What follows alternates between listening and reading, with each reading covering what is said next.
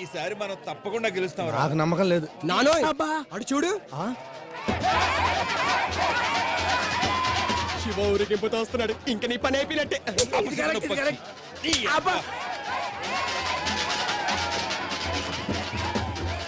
ఏంట్రోయ్, ఇంకా కౌంటింగే మొదలవ్వలేదు, అప్పుడే బాజా భజంత్రులతో బయలుదేరావు. తర్వాత ఎలాగో ఛాన్స్ రాదనా? ఎలాగో గెలిచేది నేనేగా చలవేమా.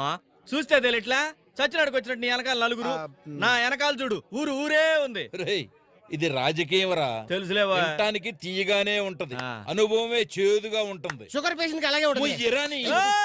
ఇప్పుడే అందిన ఫలితాలు చూడు. మొదటి విడత లెక్కింపులో బుడ్డా చలమయ్య గారి కంటే యార్లగడ్డ శివరాం గారు 15 ఓట్ల ఆధిక్యతలో ఉన్నారు.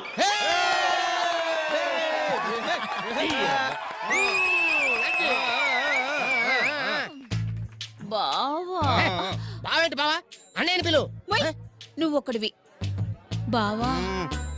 రేషన్ షాపు నాకే ఇప్పించాలి. కొట్టమోయ్ కొట్టమోయ్. ఎందుకంటే కొట్టుపోయేది అట్టగే వచ్చు. మా దగ్గర రేషన్ కార్డు ఉంది, మేము కొనుక్కుంటాం.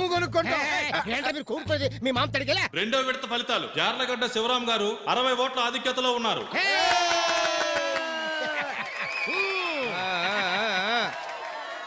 శివ, మరి నా రైస్ మిల్ లైసెన్స్ సంగతి చిట్టి చూడమ్మా.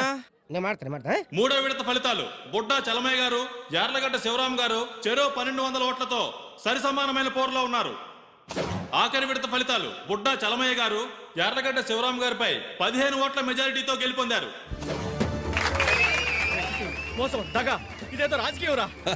బావా, ఏంటి రేషన్ షాపు నాకే ఇప్పించాలి. Same dialogue, candidate change. రే శివరాం, ఇక రాజకీయాలు మానేసి ఊళ్ళో వాళ్ళ అప్పులు ఎలా తీర్చాలో ఆలోచించరా. పదండి రా, పదండి. అందరూ దెబ్బేశారా? రేయ్, దెబ్బేసింది ఆళ్ళు కదరా, ఈళ్ళు. రేయ్, నిజం చెప్పండి, మా ఊడికి ఓటేసారా లేదా? నేను నమ్మను.